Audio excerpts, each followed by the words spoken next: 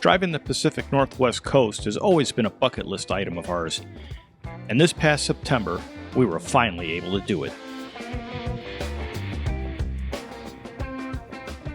In this one, we do the drive from Cape Flattery, Washington, the northwesternmost point of the 48 contiguous states, all the way down to Brookings, Oregon, and then make a quick stop at Crater Lake.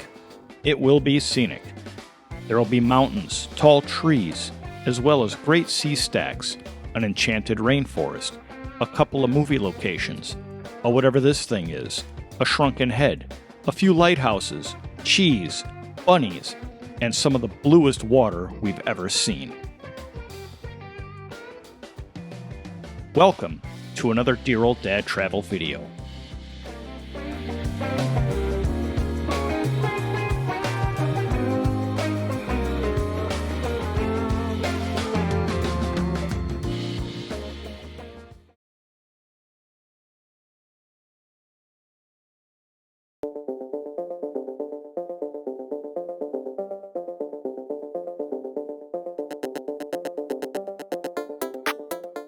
Of course, it always begins on an airplane.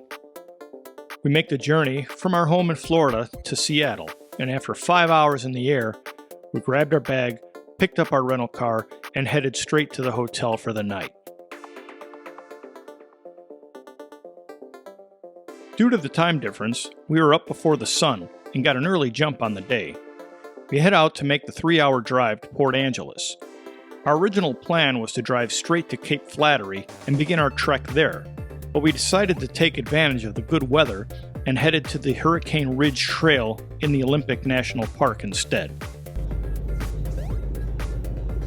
Driving to Hurricane Ridge in Olympic National Park. Alright, we're at some scenic viewpoint here. Huh? Teresa's excited because we're going to drive through a tunnel, or she's going to drive through a tunnel. All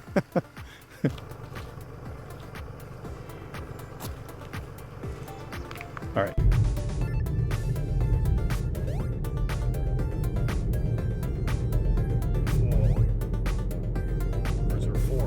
So after taking in the view, and yes, driving through the magnificent tunnel, we continued on to the next viewpoint. There's another quick stop and some amazing views, and then it was on to the Hurricane Ridge Trailhead, where we were met with some comforting words from the fine folks at the National Park Service.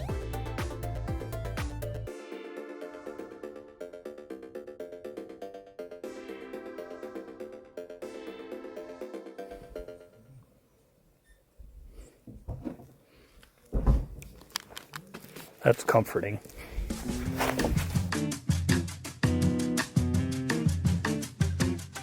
So with the large cat warning being noted, we began the hike. The Hurricane Ridge Trail is about a 3-mile round trip with an elevation gain of 800 feet. We've done more difficult ones in the past, but this one did raise our heart rate. Waiting for Julie Andrews to come singing over the cliff here.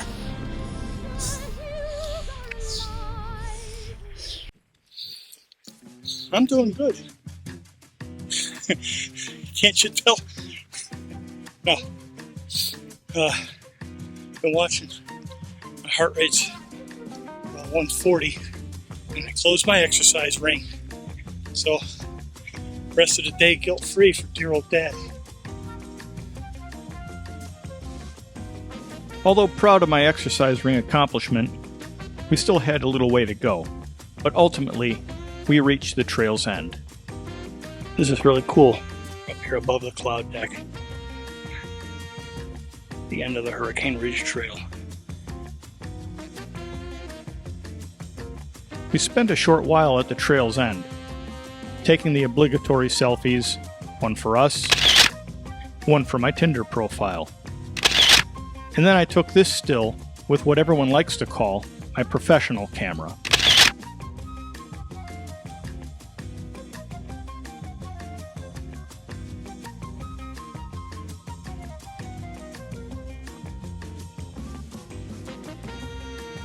When you're at the top, the only way left to go is back down. So it was a 1.5 mile trek back to the ever so elusive parking lot. And we've made it back. We survived a little over 3 miles round trip and an hour and a half. After leaving Hurricane Ridge and passing back through the magnificent tunnel, we began the 2.5-hour drive to Cape Flattery.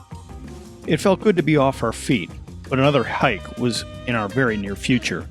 And even though all the reviews billed it as a simple hike, we just spent our energy conquering Hurricane Ridge. We didn't know it yet, but the easy hike would prove to be not so easy for us. We have arrived at the Cape Flattery trail here, and this will take us to the northwesternmost part of the, what is it, contiguous states, the lower 48. Yes, and we lost the sun. Sun has disappeared. It is a little drizzly, more Pacific Northwest like, but I don't think this trail's very long. So yes, this trail is this area is on the Indian reservation. So we had to stop at their visitor center and buy a recreational permit. Basically, it's an admission to the park or the trail. Costs you $20. And I didn't read the details of it. I think it's good for more than 1 day, and it's definitely good for more than one. Not just this trail. It's for a couple of the beaches here. There's a few things that it gets you access to. And I think we're all set.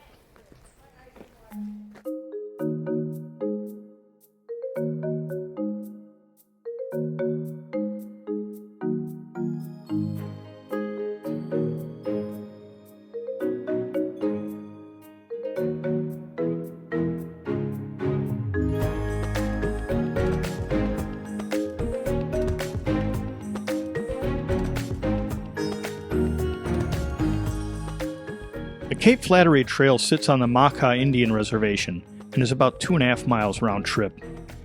It has quite a few stretches of narrow plank trail, with rooty dirt trail scattered in between. Going out, the entire trail loses about 200 feet of elevation, which makes the hike out pretty easy. Near the trail's end, there are a few viewpoints, one of which is where I grabbed this still. At another viewpoint, people were claiming to have seen a sea otter, but we never caught a glimpse of it. Instead, I grabbed this image.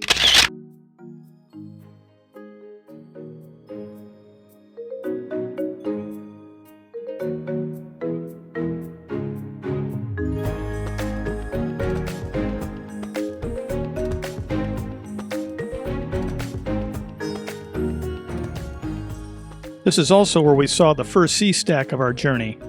We were amazed, but it paled in comparison to the ones we'd see later on.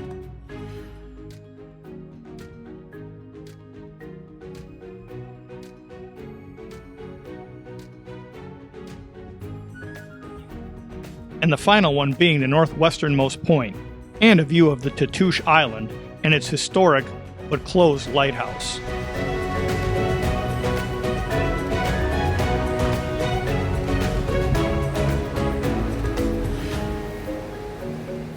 And here we are, the northwesternmost point of the 48 contiguous states. Mm-hmm. From one corner of the country to Florida, all the way up to here. Yay. And yeah, it wasn't such a simple hike. No. Unfortunately, since the entire hike out was downhill, the hike back was all, you guessed it, uphill. And after having done the 3-mile hike at Hurricane Ridge, the hike down to the Cape Flattery viewpoint, and all of the driving in between, needless to say, we were spent. Climb ourselves out of the 100-acre wood 2 hikes in a row. This is just day 1. I see parking lot. Yeah. That was brutal. That hike was way more difficult than what I had anticipated. It wasn't as bad as the first one today, No. but I was expecting that one.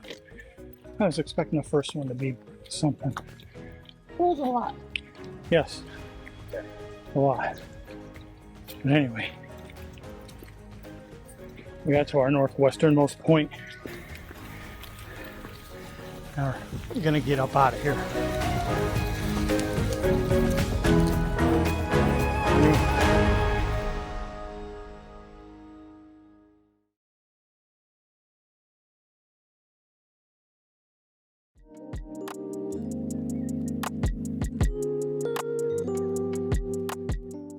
Once again, we were up before dawn.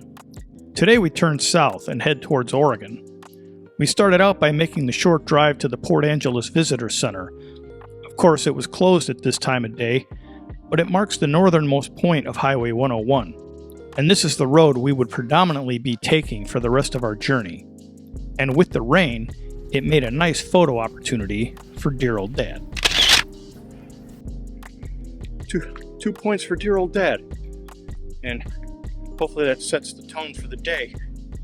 The plan now is we're going to head south on 101, eventually taking us all the way down into California over the next few days. But I think the next stop for today is probably going to be the Rainforest. About 30 minutes into our drive, as the sun began to rise, we approached Lake Crescent. Now, all the videos and photos I've seen of this lake shows it as crystal clear blue waters and scenic mountain vistas. Our day was gray and rainy, but it still made for a pretty dramatic image.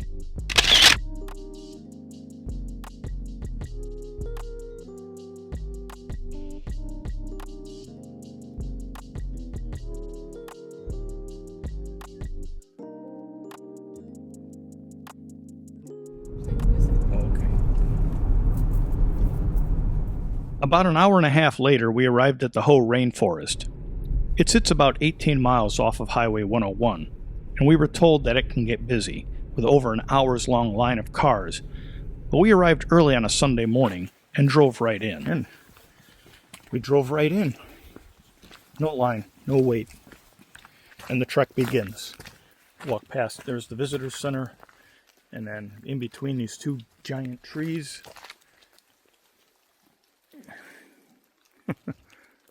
Wow.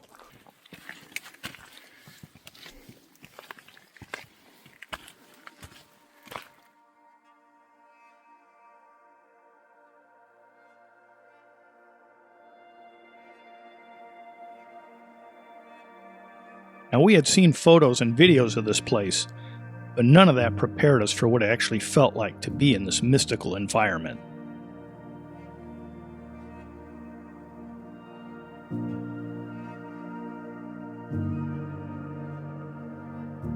This is definitely worth a stop. The enchanted look and feel of this forest made me feel as if I was with Yoda on that swampy planet of Dagobah. Help you again? Yes? This place is incredible.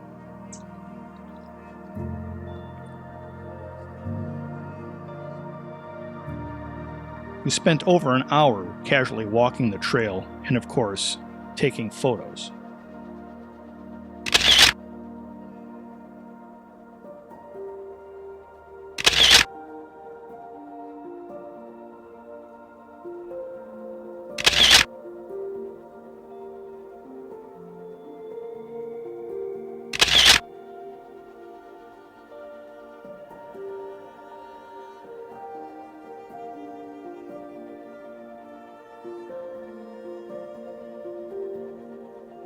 It was then we decided to backtrack a bit and head to the town of Forks for a side quest and some lunch.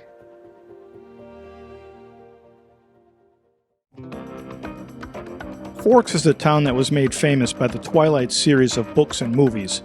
Though the movies weren't filmed there, the town seems to have cashed in on the fans and tourists that make the pilgrimage to Bella's stomping grounds. Outside of the Chamber of Commerce sits two old pickup trucks. One, a 1953 Chevy pickup from the books, and the other, a 1963 Chevy Stepside C10 from the films.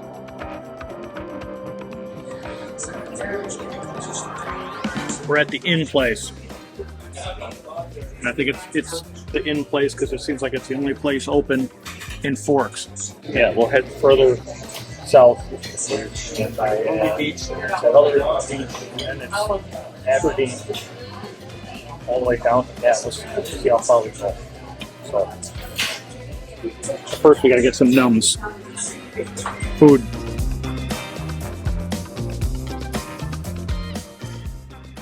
About a half an hour later, we found ourselves at Ruby Beach. This beach is really scenic, with Abbey Island right offshore. This is Ruby Beach on the Washington coast.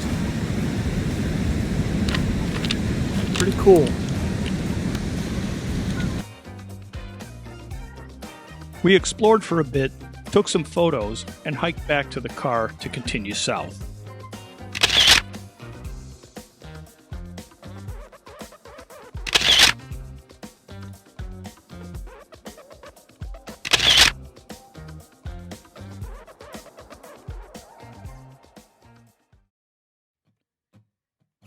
After driving an hour and a half, we rolled into Aberdeen and side quest number 2. Aberdeen is the childhood home of the late Kurt Cobain, and to some is considered the birthplace of grunge. I don't know about all that, but having a Nirvana lyric on the welcome sign tells me that the town has embraced at least some of the musical roots of this genre.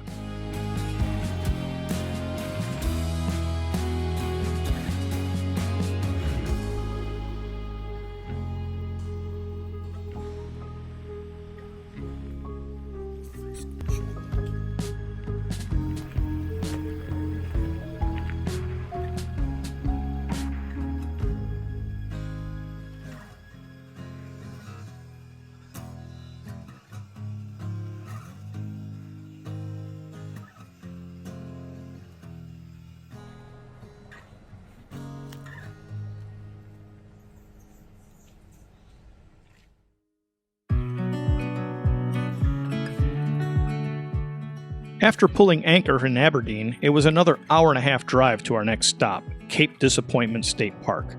And after having been met with a Sasquatch warning, we hit the trail up to the Cape Disappointment Lighthouse. So we made it to Cape Disappointment, and we're going to the lighthouse, which of course involves another hike.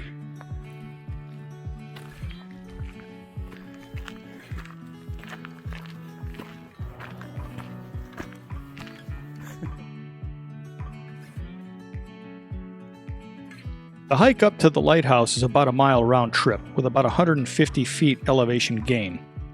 This is where I created this image.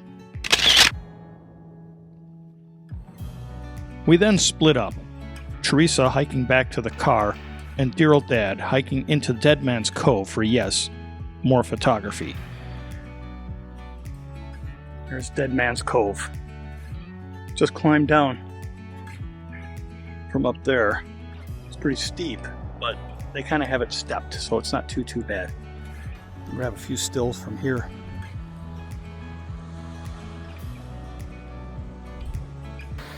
Not the ideal situation, but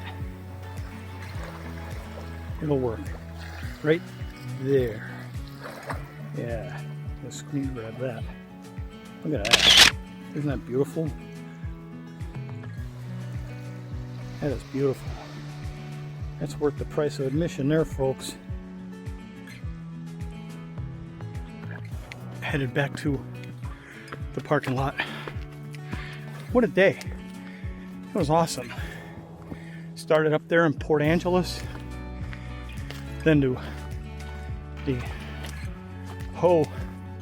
Rainforest.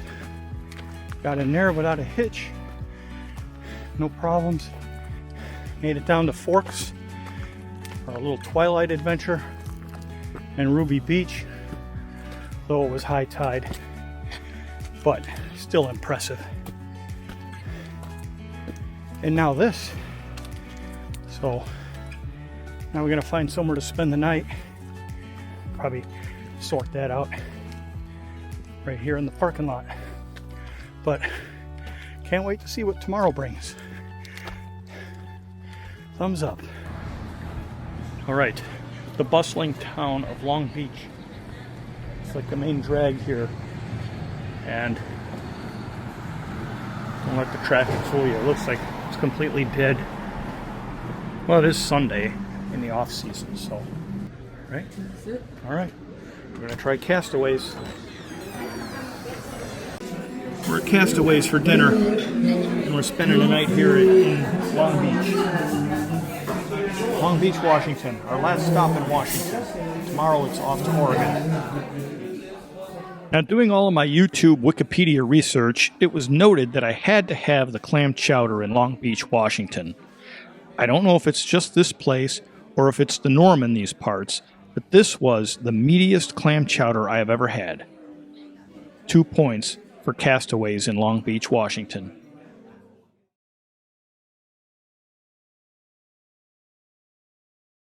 And we're starting the morning off with a visit to Marsh's free museum. Plan today is we're heading across the bridge into Astoria to do the Goonies house and continue south, eventually ending up at Canon Beach, I believe. Maybe our stopping point. We'll see how it goes. Just playing it by ear. But definitely Goonies house, Astoria, and whatever else strikes our fancy. Okay, we're going to attempt to enter. I guess it would be, but the big sign that says here, no food or drink on the counter. All right. Away we go.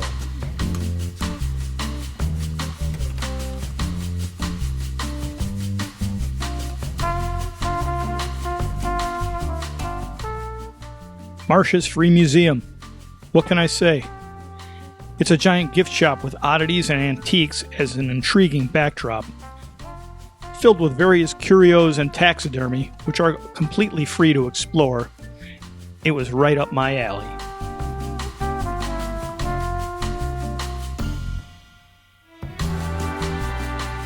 You know, it's a good spot when they've got a shrunken head.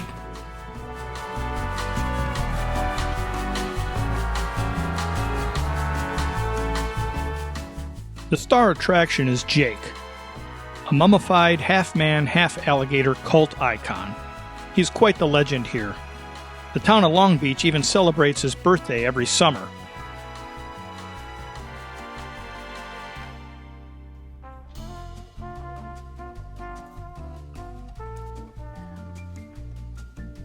Of course, there's a myriad of Jake merch available for purchase to further memorialize this momentous occasion.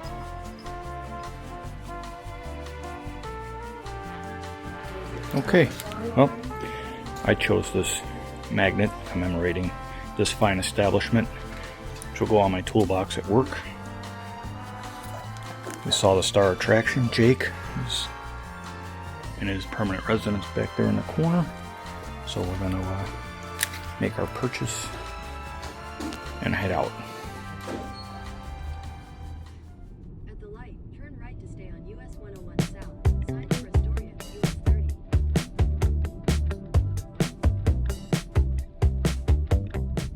The time has finally come. We are crossing the mighty Columbia River and entering Oregon.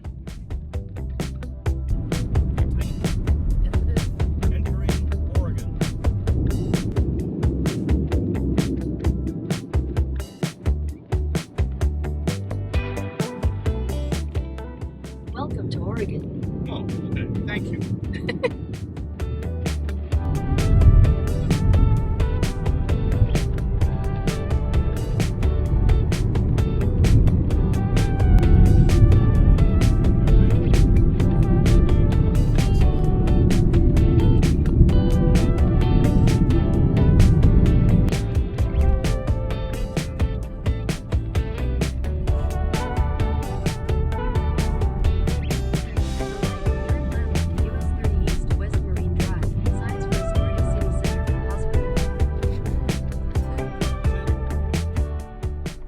And our first stop is the Goonies house. For our generation, this is a must.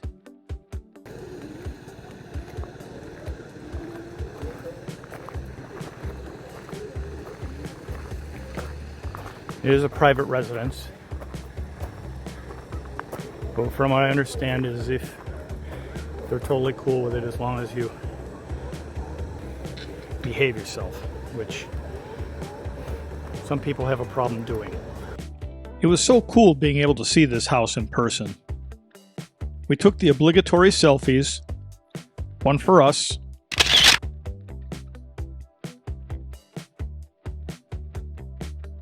and one for my Tinder profile, and we moved on. Alright, this is the Astoria column that I'm going to attempt to climb. I see people up there, so I'll let you climb this. I don't know if you just walk up or if there's what the protocol is, but we're going to figure it out. There it is. Oh boy. Fun. Alright, here we go.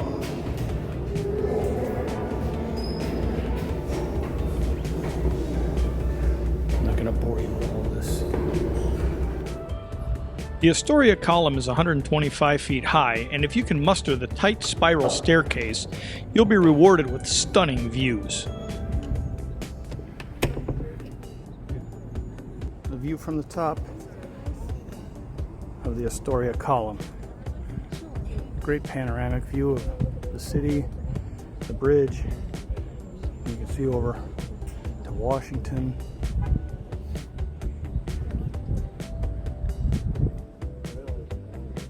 Nice.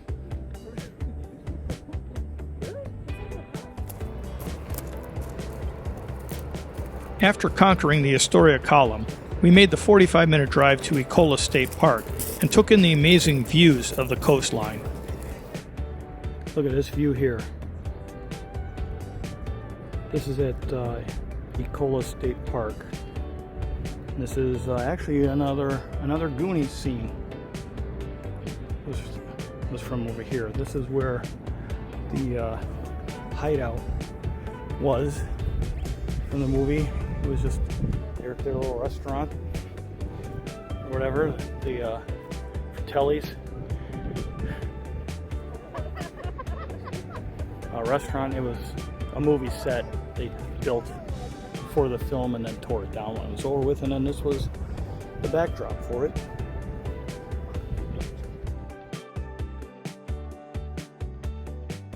Now, whenever I think of the Oregon coast, I think of Haystack Rock. They're synonymous in my book. Standing at 235 feet tall, Haystack Rock dominates Canon Beach. We decided to quit exploring a bit early and enjoy our first evening on the Oregon coast at a nice hotel on the beach. Well, we are at our hotel on Canon Beach, the Ocean Lodge. That's the hotel we're staying at. We book our hotel like in the middle of the day for that night, so we kind of forget where it is we're staying anyway. And part of the hotel is they built us a little beach fire. We're sitting out here waiting for sunset. It's low tide. It's very nice out right now. There's kind of see the top part of the hotel back there. But another good day. Crossed into Oregon. Goonies house. The Astoria column. And then see Ecola State Park. These random bunnies roaming around this area. And it's not like your wild rabbits. It's like random pet rabbits. Yeah, you are just so cute.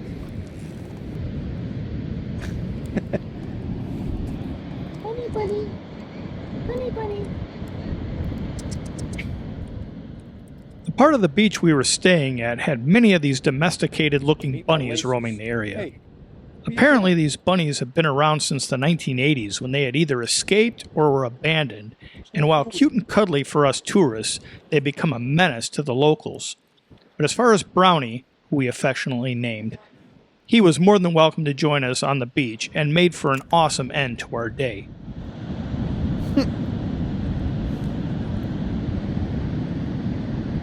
All right, random bunny sighting. Well, anyway, for sunset, enjoying the fire, enjoying the beach.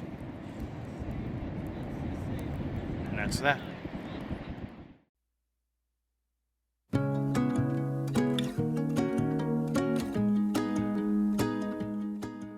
We made a point to get up early this day because we wanted to try tide pooling.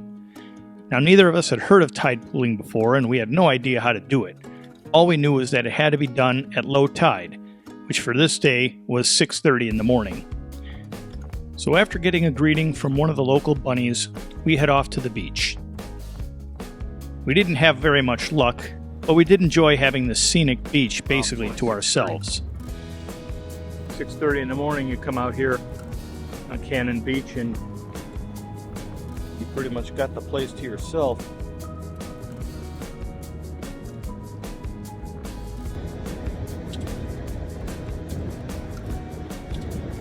Teresa taking some pictures here.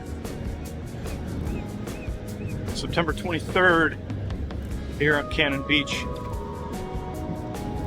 in Oregon. And head to the tide pools, I guess. And the sun, you can see, is just about to peek out over the mountains behind us. Well, the tide pooling is a bust. I didn't record us scampering in the rocks there, looking for starfish that weren't there. We were just talking about it, and we think that it's because you need to be willing to take off your shoes, and I don't know, I wouldn't go in there barefoot with those rocks. Great views though.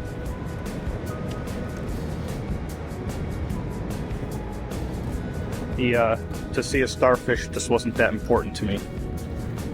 Or us, right? Well, I've seen some. Yeah, we've played with starfish before. So though it would have been nice to have seen a sea anemone. Yes. Well, maybe at the other Whatever. Perhaps.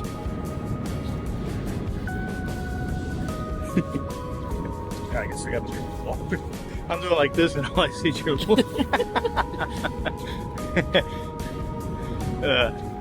that's I can't. You're like the little old lady in that meme. Whatever. All right, here's our hotel. We're near Canon Beach. This is the Ocean Lodge, and got this. This is their shuttle that'll take you into town. This old Cadillac. Show the lobby. This is a cozy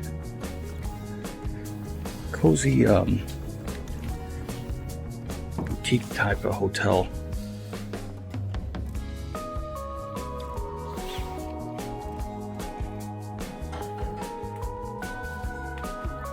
Good morning, how are you? I won't put you in the video. Now, we haven't done any hotel room tours on this trip, mainly because we've been staying in generic chain hotels with really nothing special to add. But the Ocean Lodge is anything but, and I just had to show you this place. Our room 322, top floor of that cottage, or whatever you want to call it. You come inside, and we got king bed, these high ceilings. Get yourself a gas fireplace, which you can just turn on with the flip of a switch. Oof, there you go. Instant romance.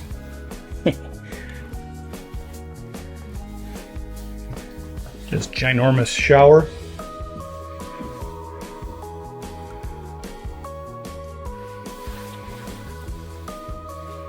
Yep. And then you have this little balcony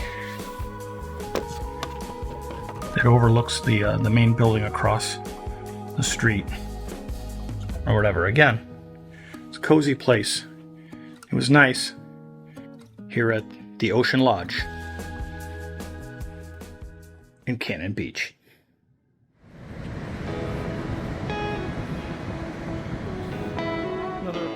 A 10-minute drive south of Canon Beach is Arch Cape, a wide beach with some amazing sea cliffs.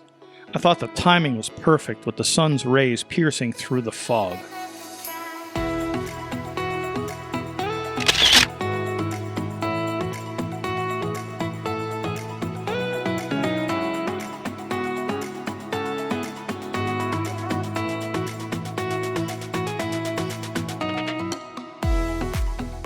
"30 minutes further south is Twin Rocks Arch, a natural sea stack and rock arch located just offshore from Rockaway Beach.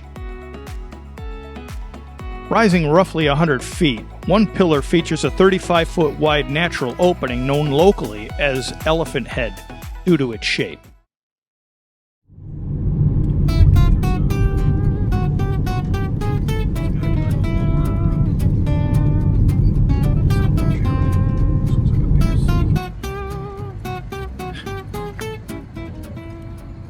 Well, our next stop here is the Tillamook. There it is, Tillamook Creamery.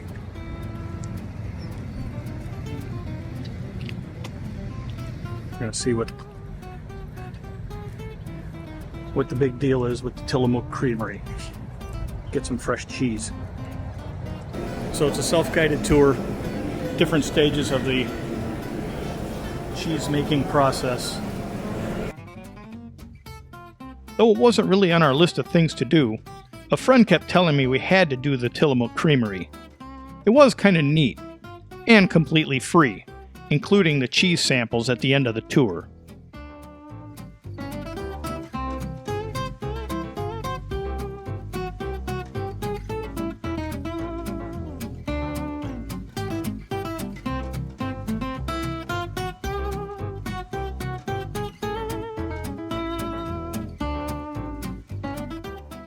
So, all you wanted to know about cheese and more. I'm gonna sample some cheese.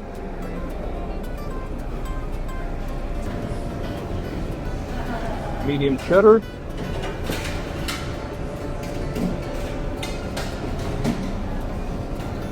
Colby Jack. Smoked black pepper, white cheddar.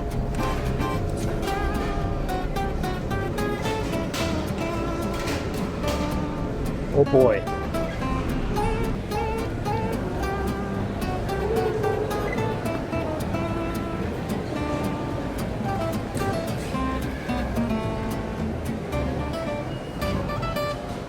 This is, we say Cape Mirus Lighthouse.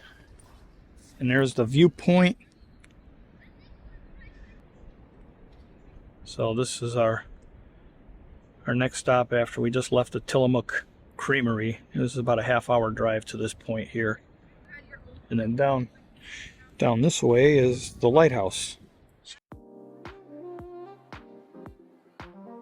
The Cape Mirus Lighthouse, built in 1889, is the shortest lighthouse in the state at just 38 feet tall.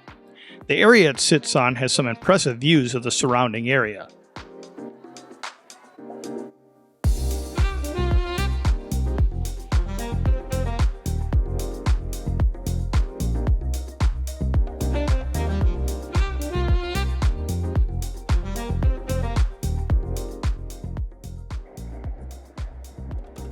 Cool.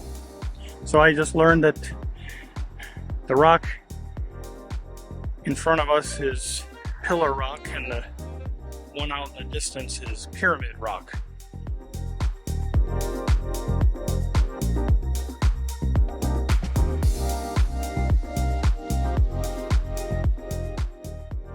short drive down from the Cape Mirrors Lighthouse is Oceanside Beach, where I discovered this bunker/cave/tunnel that leads you to, you guessed it, Tunnel Beach.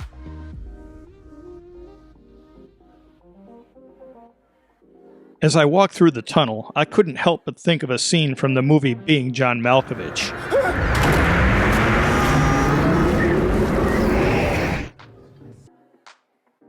Except instead of being spit out into Malkovich's head, you arrive at Tunnel Beach.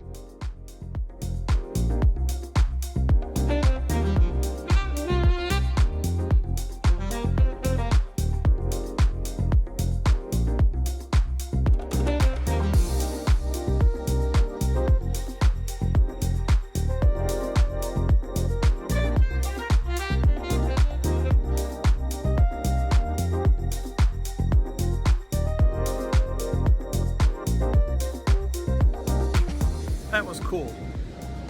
It's worth the price of admission there, folks.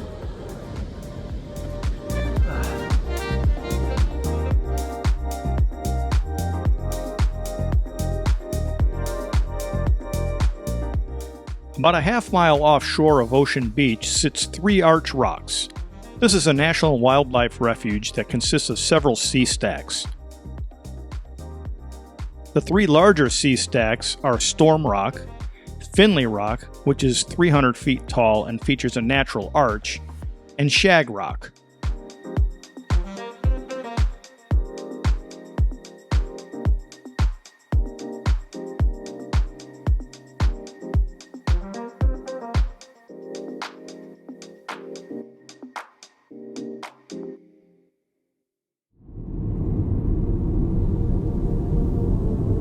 Driving to Newport, where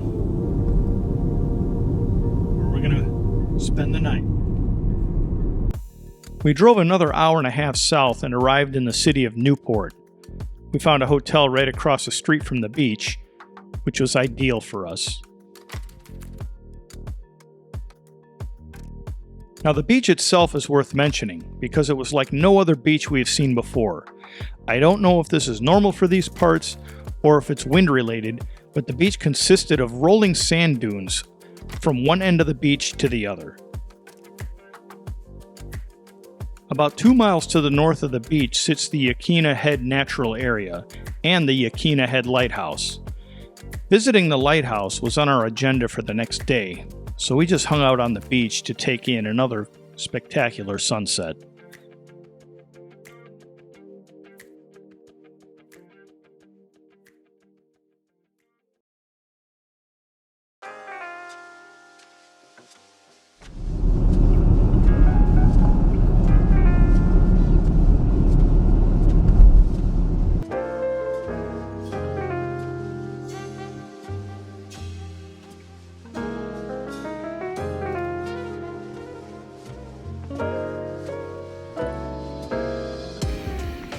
Another early start on another scenic day.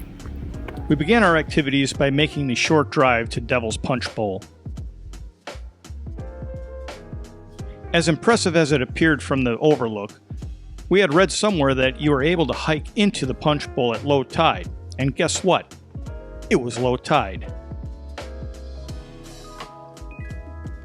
We searched around a bit until we came across this path that led to beach access by way of a washed-out trail. Determined, we descended down the ditch and found ourselves on Otter Crest Beach, just a short walk to the north of the Punch Bowl.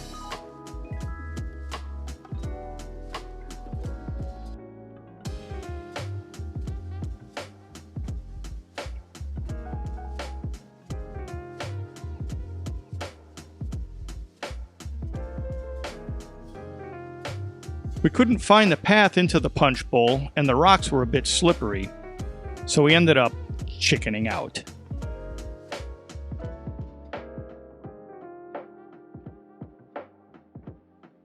But just as we thought our efforts were fruitless, Teresa made a discovery. We were just about to climb out, and then we just realized that these are the tide pools. And you can see there a sea anemone. I don't even know if that's what it is. A sea creature.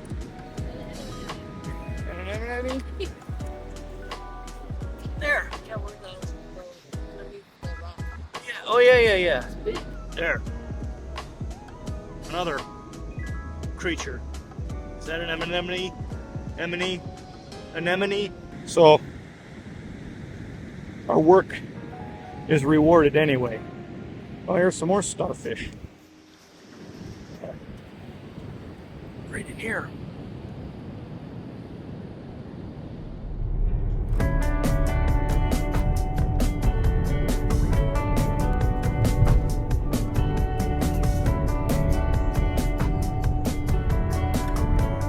Our next stop was the Yaquina Head Lighthouse.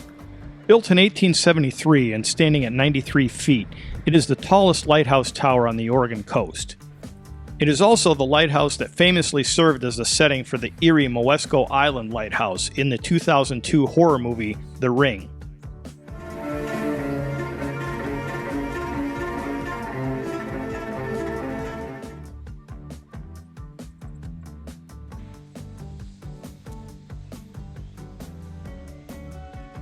We ventured down to Cobble Beach, which offered this fantastic view of the lighthouse, and then we made the 45-minute drive to Devil's Churn.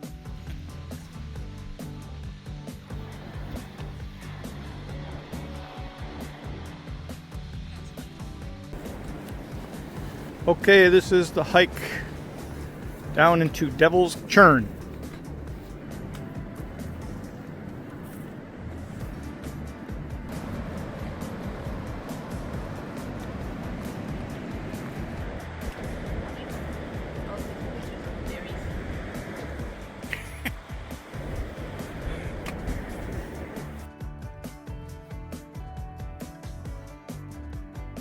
Devil's Churn is a natural channel that is fed by ocean waves.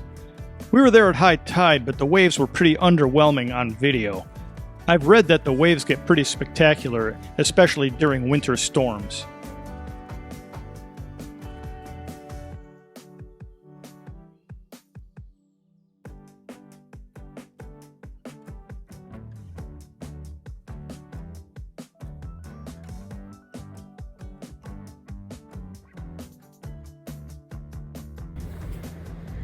Apparently it's a loop trail. We're right back to the right back at the parking lot. Next up was Thor's Well and Spouting Horn. These are both easy to access spots off of a pretty easy trail. They're right next to each other.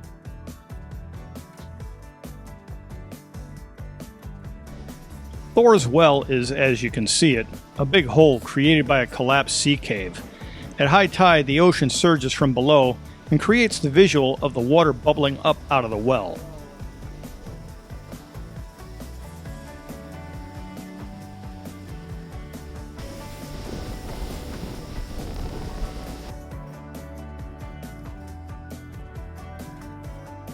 The Spouting Horn is one of those natural ocean blowholes you see scattered across the globe. As heavy ocean waves crash into underwater sea caves, immense pressure builds and forces columns of salt water to blast dozens of feet straight up through narrow crevices in the rock. Though I've seen several of these in other places, it's always fun to watch.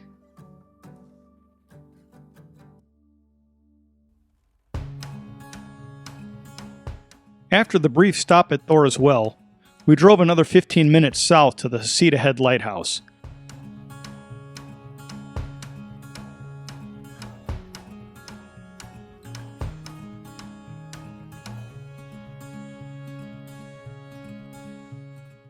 Now, I had high hopes for this location. When I was scouting out our trip, the Haystack Head Lighthouse looked like one of the most beautiful lighthouse locations on the Oregon coast. Though they do not allow drones at the location, I found a spot I could legally launch my drone and get some spectacular footage of the lighthouse. Unfortunately, Mother Nature had other plans, as you'll see later. It was so windy at the launch point that flying a drone was out of the question. Built in 1894, the lighthouse is 56 feet tall, but being on the side of the coastal cliff, the lens actually sits 205 feet above the waterline.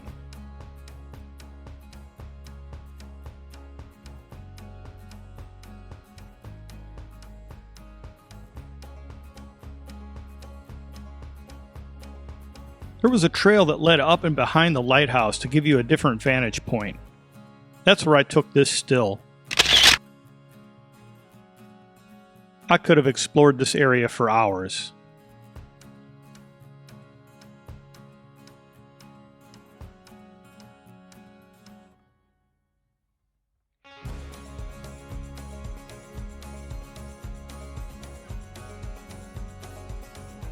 The views going back down were just as scenic. This was an amazing location, but as you'll see, the day was going to get even better.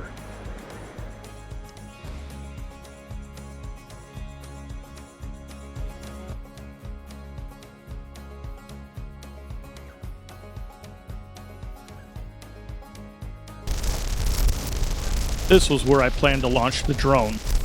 Out of the question.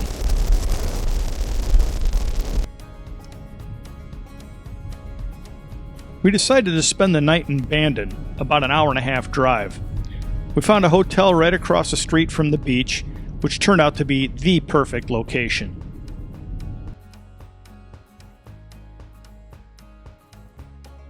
After we settled into our hotel, I went to the beach for some sunset photography. It was a bit chilly, so Teresa stayed at the hotel.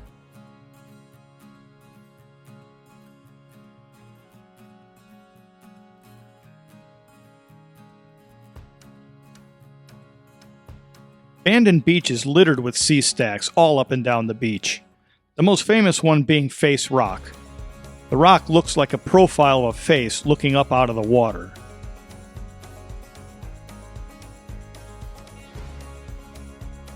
As the sun dipped down below the horizon, I scurried my way down to the water's edge and created some of my favorite images of the entire trip.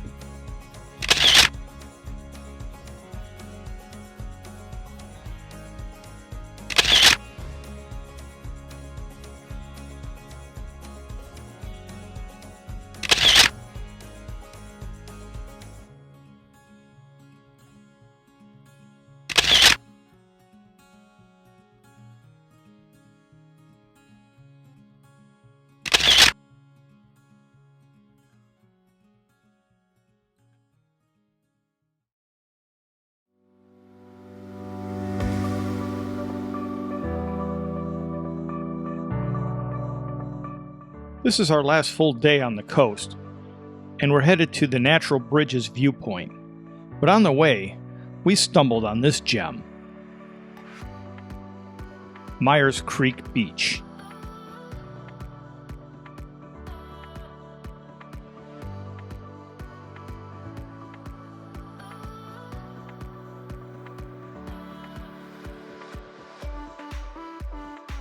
This spot was amazing. All of these sea stacks in one area made this so scenic and postcard worthy. We spent about a half an hour here before moving on, but I could have easily spent a couple hours here.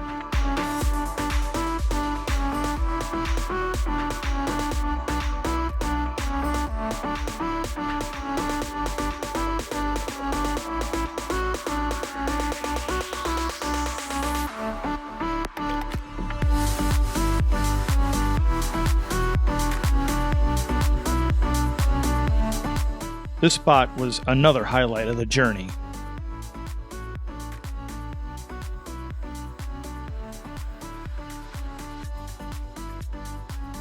A quick 10-minute drive south brought us to the Natural Bridges viewpoint.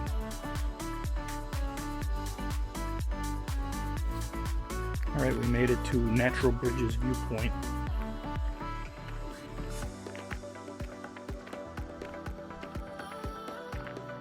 See what it has to offer. A short walk from the parking area is the viewpoint itself. It overlooks two of the arches.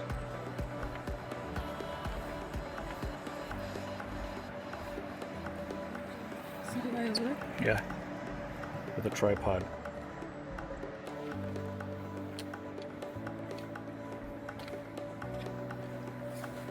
I hiked further down to get another vantage point and came away with these shots.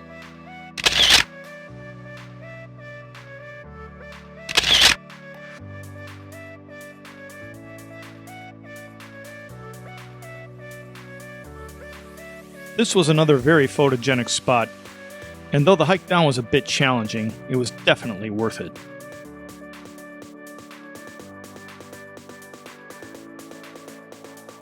After Natural Bridges, we figured it was time to head to the town of Brookings, where we would spend the night before heading inland to Crater Lake.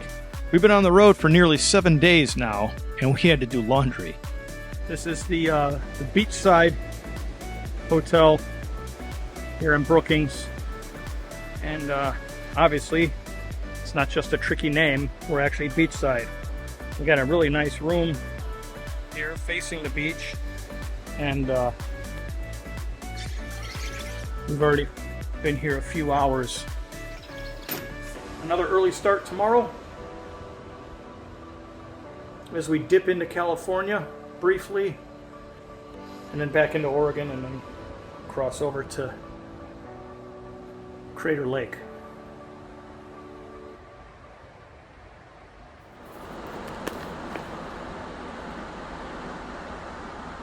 With the domestic chores having been done, we hung out on the balcony of our hotel room and took in our last sunset on the Oregon coast.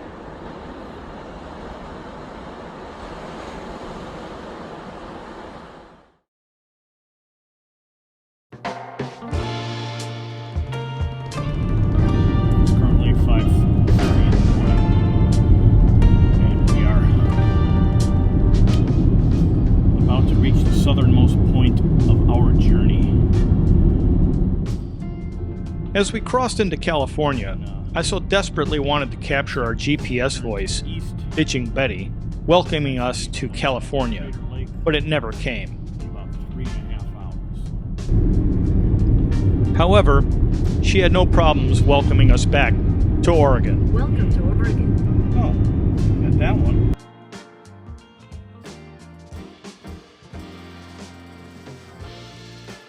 All the state line crossing announcements set aside, we made the 4.5-hour drive east.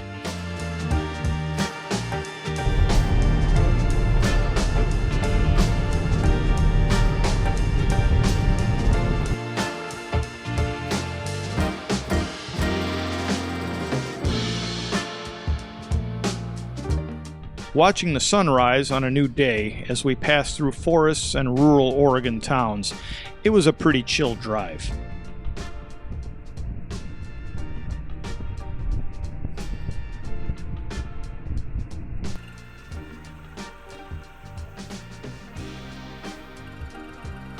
Restroom break. We're almost there. We're like 10 miles from Crater Lake. You could smell it out here. You could smell the trees, pine.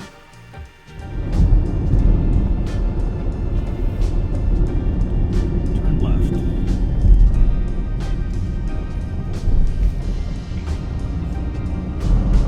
Crater Lake. Well, I'm guessing it's behind that. This is just crater.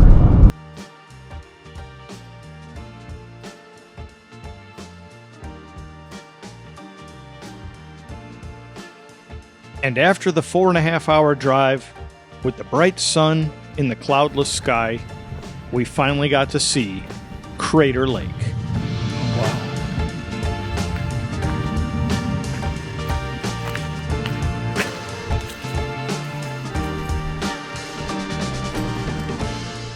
It was honestly the bluest water I've ever seen. Oh, Crater Lake does not disappoint. This is incredible. It's incredible.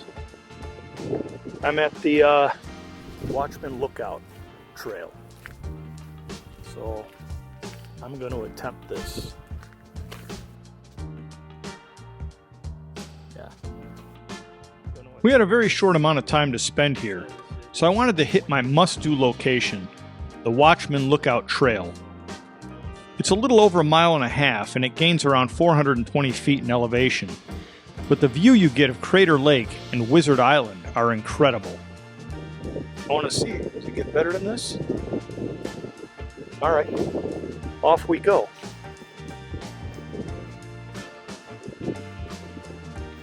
Well, I think I'm getting close. Seems like with every turn, this mountain grows.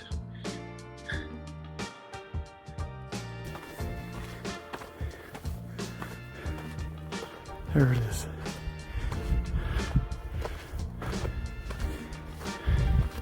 Sweet.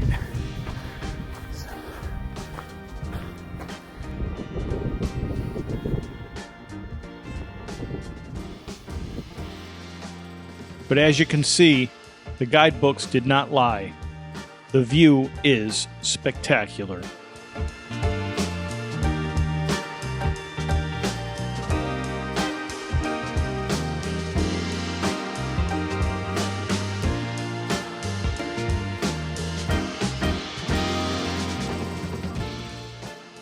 Now, I always thought that it was called Crater Lake because it was formed by some giant meteor that hit and created this crater, because I'm an idiot and went to Chicago Public School. In reality, Crater Lake was formed by the violent collapse of Mount Mazama, if I'm pronouncing that right, and is the deepest lake in the United States at 1,949 feet.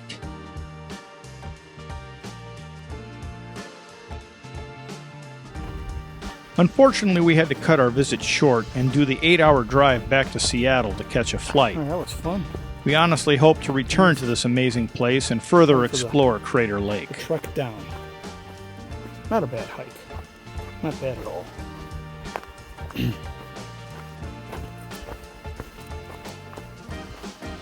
morning.